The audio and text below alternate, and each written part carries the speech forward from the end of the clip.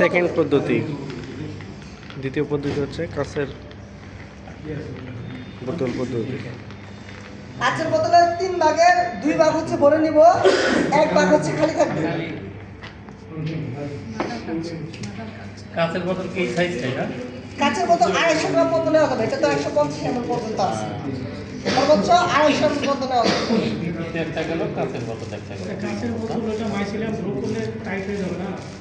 কাঁচের বোতল টাইট হবে না না, মানে ওটা থেকে বের হওয়াটা কষ্ট হবে না। না না, কোনো কষ্ট ওরা হবে না। নিতে যাই পারে। এটা এইভাবে এখন থাকবে, হচ্ছে এটা এইভাবে থাকবে। এটার মুখে হচ্ছে তুলা লাগাই দিব। না বেশি নাজির ভাই বেশি বলছে, তার মানে বেশি হয়েছে। ভাই কবি যে সেরে রাখছে। আর এটা হচ্ছে এটার মুখে তুলা লাগাই দিব। কাঁচের বোতলে 3 ভাগের 2 ভাগ ভরতে হবে যে হ্যাঁ, বোতল।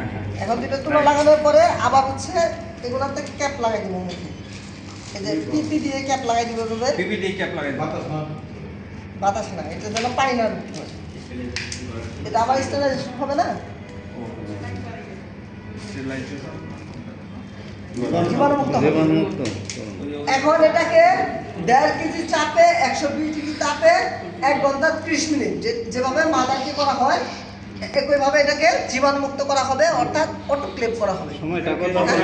1.5 কেজি চাপে 120 ডিগ্রি তাপে 1 ঘন্টা 30 মিনিট। 1 ঘন্টা 30 মিনিট। মাদারটা যেভাবে করা হয় আর কি। 1.5 কেজি আরেকবার বলেন।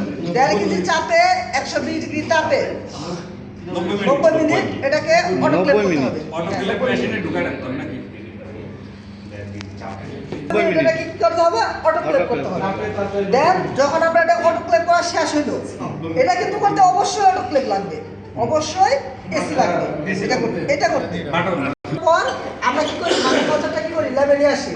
এটাও ল্যাবে নিয়ে আসবো। ল্যাবে নিয়ে আসার পর এখানে ইনোকুলেশন করবো, অর্থাৎ বীজ প্রতিস্থাপন করবো। কিভাবে বীজ প্রতিস্থাপন করবো?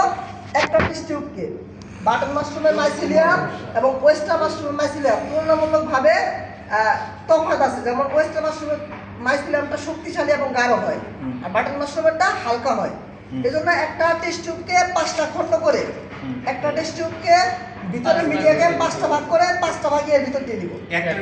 একটার ভিতরে 5টা ভাগ দিয়ে একটা দিয়ে দিব। দেওয়ার পর এগুলো এবার ঝাঁকায় ঝাঁকায় ওই খণ্ডগুলা গমের ভিতর দিয়ে দিব।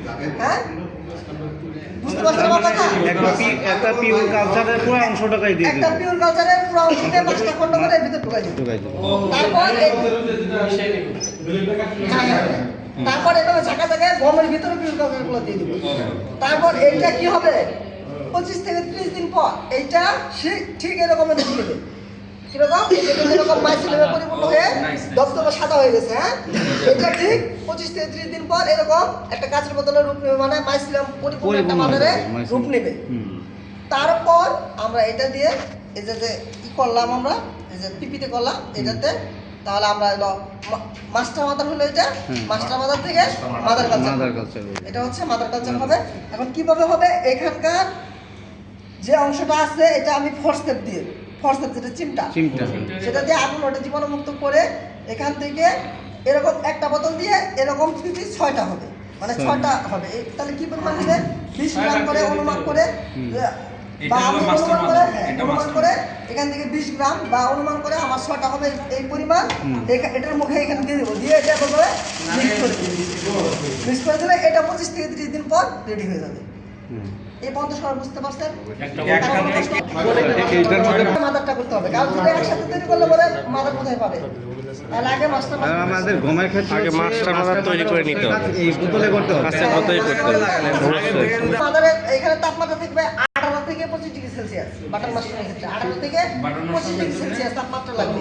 বাটার মাশরুম রাখবো, এটা ইনোকুলেশন করার পর যেখানে রাখবো সেখানে 18 থেকে 25 ডিগ্রি সেলসিয়াস পর্যন্ত তাপমাত্রা লাগবে। এটা শীত মৌসুমে এখন শুনুন, এটা ইন্ডাস্ট্রিয়াল ভাবে হয়, মানে বড় বড় কোম্পানি যেমন কৃষকরা করে না। অ্যাপেক্স, বায়োটেক, এরকম বড় বড় যে কোম্পানি আছে ওটা ঝাঁকায় না।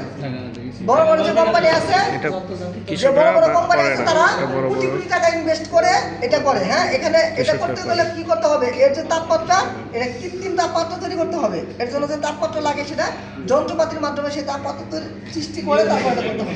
এইটা গ্রো হতে কয়দিন লাগবে?